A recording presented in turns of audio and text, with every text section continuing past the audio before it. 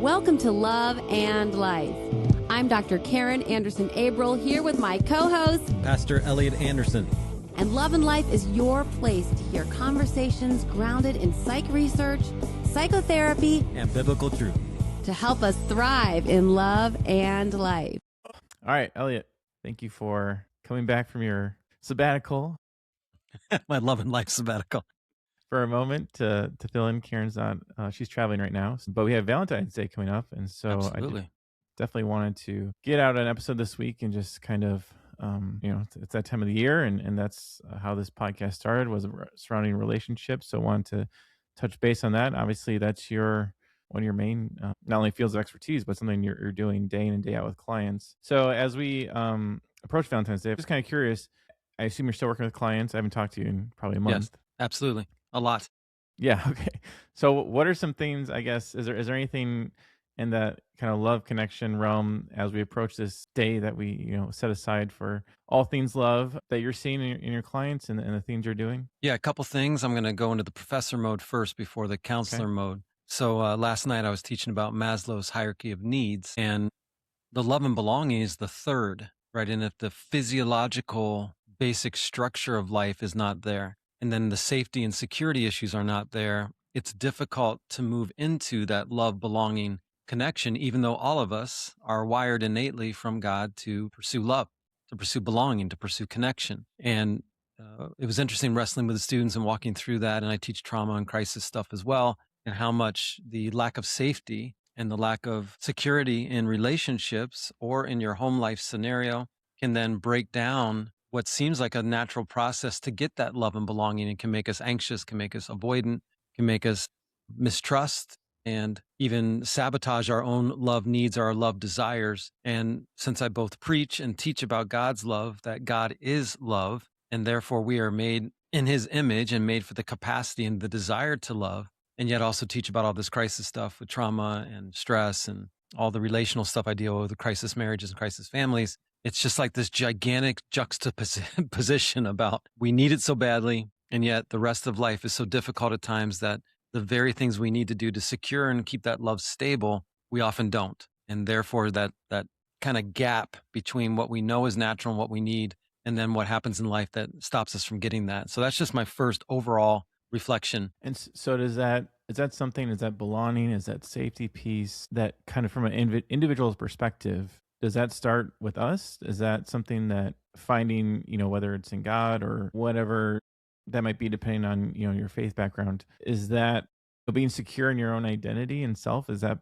a big piece of that puzzle? Yeah, for sure. And as I teach on attachment and teach on children's reaction to trauma was my lecture today, which is profoundly deep and sad. I've been tired ever since. And like 6 or 7 students, I warned them and advanced him. We're talking about traumatic things for kids, and 6 or 7 kids had to get up and leave class. And then I was working with a woman after class for quite a while as she was grieving. This recognition that we are taught how to love and what love is to look like by our parents, our primary caregivers, primarily the mother. The mother's love is the more influential love those first couple of years. It's just proven in hundreds of research. It's not a guess. Dads are important, but that mother emotional bond and her emulation and mirroring neurons that teach a child how to comfort, all those things are so dramatically important. And so to answer part of what your question reflection was, is our initial love DNA is going to come from mom and come from our caregivers, come from our home environment. And if that looks chaotic, or if a small child, even if loved well by mom, if dad is abusing mom and child's witnessing that or experiencing that, that impacts our belief in love. It impacts our ability to be fully in the capacity to love or love. And that includes God.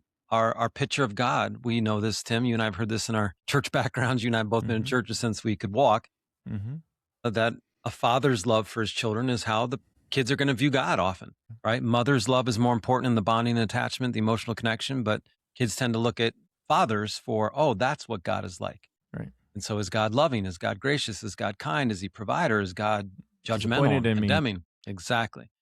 So I think that framework, the theological side that comes out of, frankly, theological side is in our innate humanness, but then that's shaped and formed and framed from our parental love or primary caregivers. Children will, in cases of parents are gone or abandon or neglect, they will bond. They will form attachments with whoever the primary caregiver, even in orphanages, et cetera. But then how that moves hold on one second, Tim. on the counter. I left them right on the counter. Yep. Right where I normally do when I come home. Kids will adapt to the caregiver or to the uncles or grandparents. A lot of grandparents do a marvelous job kind of co-parenting or parenting their grandchildren. Those things really, really matter and do help a lot.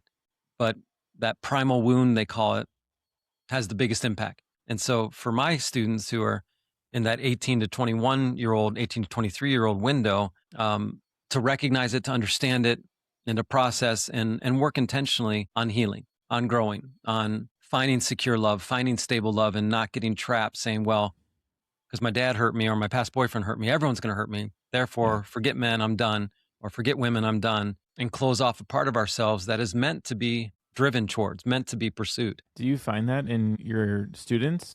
I can see that in maybe 20s, 30s, people who have been even older, who have been jaded by relationships. But are you finding it even in 18, 19-year-olds where they're like, it was home life or whatever was so bad that they don't even want to try and pursue those relationships? Yeah, it tends to go two different ways. The research tells us and my experience tells us that we either overzealously look for love and often repeat patterns, often recapitulate. Your dad was an alcoholic and you find yourself drawn to guys who drink too much, right? Your mom was completely disorganized and chaotic and over-emotional and you're drawn to women who are that way, right? Those repetitious patterns, those familiarities, our brain is an organ of familiarity. And so I do see that pattern. We're either pursuing too dramatically, too strongly. We're on 7 dating sites. We're talking to 5 different guys or 5 different girls at once and even doing dates and all that and just getting ourselves chaotic. Or we shut down or we kind of block, even like acting like we don't have a desire, acting like we don't have a strong yearning to have some kind of connection. I'm not talking marriage commitment here. I'm just talking be connected in some type of either romantic or strong love, belonging, intimacy, connection. Yeah. I think, and just to bring it back to my kind of original thought, the whole idea behind that was, so I know I grew up thinking this, like, I need to find my other half. I need to find the person that'll complete me. It was partly Karen's work and other things and some of the stuff I've done with you, where I came to learn like, it's not about finding someone to complete me, it's about being a whole person and bringing that to a relationship. Now, of course, we're all growing and healing, and so we'll be whole someday, but probably not here on this side of things. But I guess, how does that play out? And is that part of the secure attachment piece? Yeah, absolutely. And that's where I landed the plane a lot the last couple of weeks with my students, because it's kind of profound. For some of them, they've never heard of these things before. And recognizing they grew up in an extremely chaotic, attached or severely unattached environment. And all of a sudden they're putting 2 and 2 together about dating life or relationships. And so, and the research says very clearly as well, we can build secure attachments, and it's easier, Tim, to build those in a non-romantic way first, right? And so if any of our listeners out there are like really, really hungry for a man or a woman in a partnership like that romantically, and yet they're recognizing their own selves, some of this fragmentation or splitting you're talking about, like I feel codependent, like I need a guy to affirm me for me to feel whole, or I need a woman to pursue me in order to feel whole, to not shame yourself about that, just recognize it, understand it, and think about processing through it, but really to pursue the most safe and the most secure and the strongest non-romantic relationships you have, and build those security measures, safety measures, appropriate reciprocal disclosure, authenticity measures as much as you can, while you better yourself, grow yourself, prepare yourself to be in a romantic partnership if you really, really desire that and long for that. And that would be one of my pieces of advice for any of our listeners who are going to be lonely this weekend. And they know lots of their friends are going to be all romantic and posting everything about these incredible nights and everything. And they're really, really wanting a boyfriend or girlfriend, or they're in a recent divorce or recent breakup. And it's going to be a really sad weekend. Again, the research is very clear on this, that even when there's a love denied or a love absent or a love that's been broken, our capacity to love is so great. If we're going to be sad, which is fine, right? We're not saying don't be sad. We're not saying don't be disappointed. But the research is very clear. Love somebody, love something. Get into your passions. If you're an aunt or an uncle, and you can do like Karen did for Angie and I many, many times, is just say, hey, I'll come up and watch the kids, and had a blast with them, right? They're doing videos together, all kinds of stuff, singing and dancing. And so then Karen, as she was looking for her partner, was loving on my kids, and my kids were loving her back. And that love fulfillment in a broader sense does help. Doesn't take away the romantic desire, doesn't take away all the disappointment, but it does change our neurology and change our negative base maybe on this love connection, and moves it back to the positive side. And so I'd encourage any of our listeners, even if they're not super extroverted, even if they're more introverted, just not to get too burrowed into the sadness and the negativity this weekend. Recognize it, own it, claim it, write about it if you need to, but then think, okay, where are my partners in life? Where are my friends? Where are my family? Maybe they can drive an hour and a half and go see grandma or grandpa by themselves. Yeah. And bring them some flowers and some chocolates and hang out with them for the night. And, how much would that honor them and be exciting for them to get to hang out with their grandchild or their daughter or son, things like that, Tim, to kind of help balance the disappointment of the romantic love not being good, but the recognition, love and belonging doesn't have to be romantic to be really fulfilling for our soul. Yeah, I feel like we've done many episodes over the years on Valentine's Day, and I think the thing that I've heard both you and Karen say repeatedly is just the idea of intentionality. So if you're someone who is single and feeling disappointed, feeling sad, or whatever the situation might be, is just whether it's getting with friends or family, or like these examples you're giving, just how important that intentionality is versus turning inwards and disengaging and pulling back. And even if you don't want to be around people necessarily, like you're saying, things out, just getting that stuff out instead of internalizing it. Am I in the right track there? Absolutely. Yeah, absolutely. And Erik Erikson's stages of psychosocial development, the stage of what we'd call like the primary relationship era, meaning the pursuit of the date, the marriage, and then the young adulthood.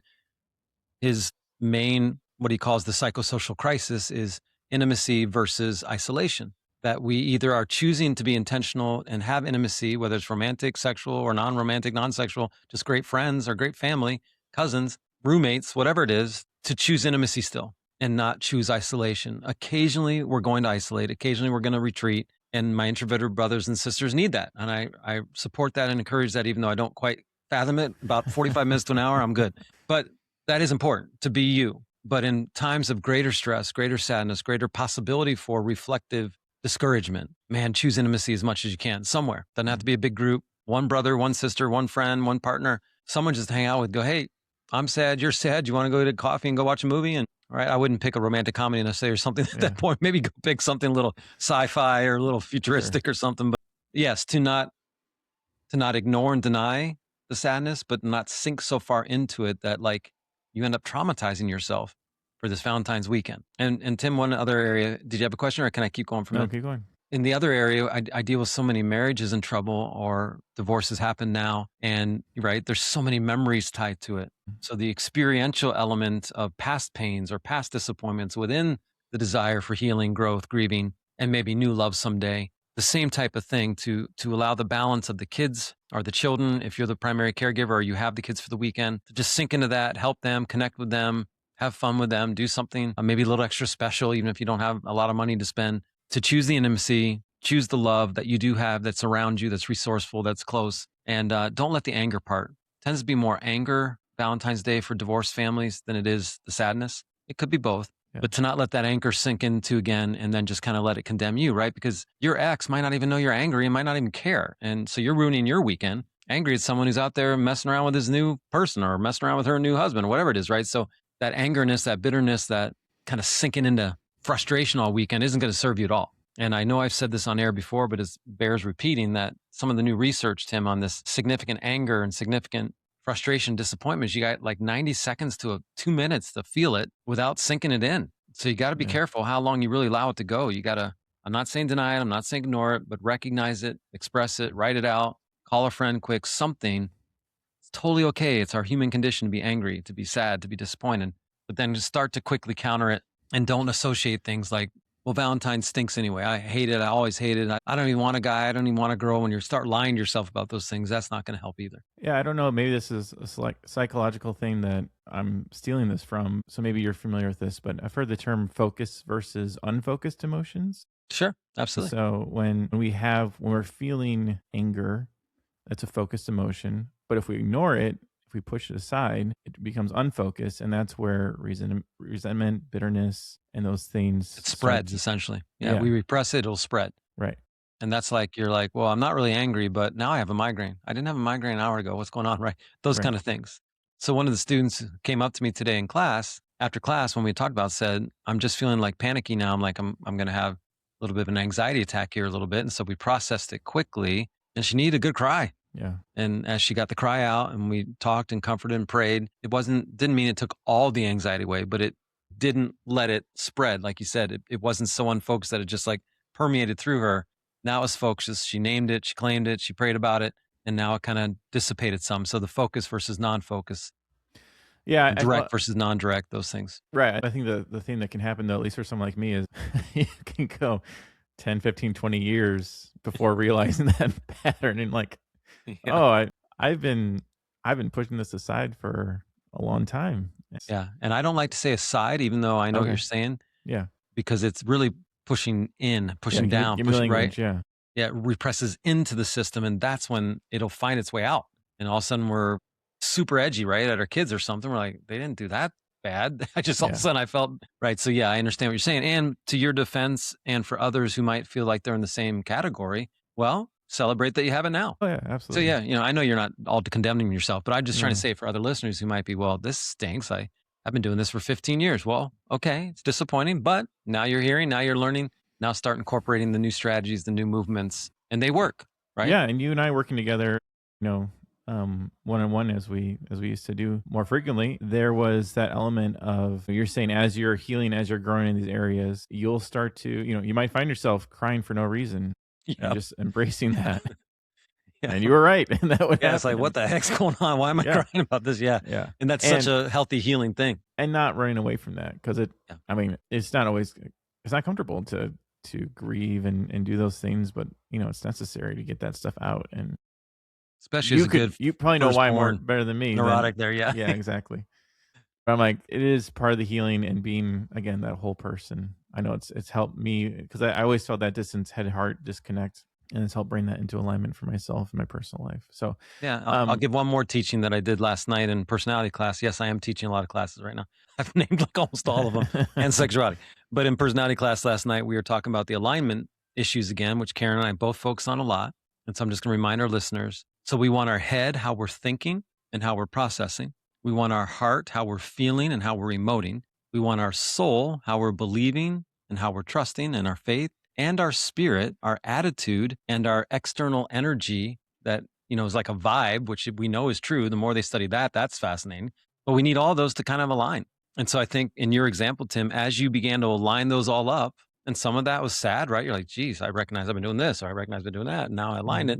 You're going to feel better. You're going to feel more peace. But those outlets, those manifestations can be more dramatic. Like, holy cow, now I cry a lot more. Yeah. Or I recognize I kind of got an anger base, and I gotta keep that in check and make sure I'm reflecting on it. And so we don't want to shame ourselves or, condemn ourselves, but recognize that change. We can get back into the acronyms again that we did about a month and a half ago, but I use them all the time and they are very, very helpful. Yeah. All right. So putting your counselor hat on, is there anything in that realm that you're seeing or feeling, or even as you work with couples, I know you're someone who I don't think celebrates Valentine's Day. Not much. No. But is there any advice or things you give to the couples you work with and approaching the holiday or anything like that? Yeah, and just to not defend my position, but explain a little bit more that Angie and I don't spend a whole lot of time in extra celebrations of what we consider a romantic base and a love base that's very, very strong. So certainly as a romantic guy, a passionate guy, I will write a nice card or write a poem or sing something to her, which she does not like, but I enjoy doing it, right? It's something like that. It's just that it's a man-made tradition, even the way Valentine's starts, been debated for years. But anyway, I'm not against Valentine's Day. So I'm not telling other people, you're correct though, Angie and I don't make a big deal, quite a bit about it. We'll probably go get some Red Lobster for birthdays and everything. I know you're not. Yeah, it's just not my gift giving on the love languages for Angie and I is both like barely negligible. Right. Which occasionally makes me a crappy dad because I have kids that really like gifts, and I got to remind myself of that I have a responsibility to enter that. But and then maybe that's a good way to segue into this, that recognize for your primary loved ones that you want to give a gift to or a card to or something, to recognize your love language style, their love language style. And most of the time, men out there listening, women don't like some kind of dramatic surprise if it's going to include a disruption of their calendar, their schedule, especially if they have children. You might want to talk those through. Certainly a surprise if something really romantic with flowers or a gift is wonderful. But as far as like, hey, I booked us a 3-day weekend in Bahamas and you're $28,000 in debt and your wife or your husband starts crying when you say that, right? We have to recognize the holistic measures and celebrate the primary core of the relationship, the primary belief of the relationship, and then whatever is uniquely your style as a couple. It doesn't have to be one way or the other. Yeah, I think for myself, I have family members who don't care to celebrate Valentine's Day who are in relationships. I don't know if it's romantic in me or whatever, any excuse to, whether it's my wife or, there was one day they're like, oh, it's National Sons Day. So I'm like, all right, I'm going to Give a why little not? blessing. Yeah, let's celebrate my son or my daughter or whatever. So I always it's just, hey, why not? Yeah, there's nothing hurt there at all. But Yeah. if it's been a painful thing for your relationship in the past, some pre-communication about the day, right? Because maybe there is a massive expectation one of you has and you haven't told the other one. That can lead to a lot of hurt feelings. So that might take that pre-communication thing I teach and preach so often. Hey, Valentine's Day is this Saturday. I was thinking this. What are you thinking? And just making sure you walk it through. The surprises are nice, but if there's some traumatic experience, relational scenarios with your Valentine's Day, you might want to walk it through. Yeah, and I think each year too, like you need to just be honest with where you're at. Probably my least favorite Valentine's Day was the week my wife and I started counseling with you. What a heck of a Valentine's week. Yeah, I called you up and said, hey, we need to start counseling. You said, well, it was Valentine's night. I have that free. And we're like, well, we have a babysitter that night. Right, that let's was do already it. planned. So well, see, my we started counseling. Day yes, worked for you. In my favor, very much. And so. Tim, I do have a session already scheduled for Valentine's Day. We'll see if I have more, but I already have one. But there you go. But no, that's interesting. Interesting reflection.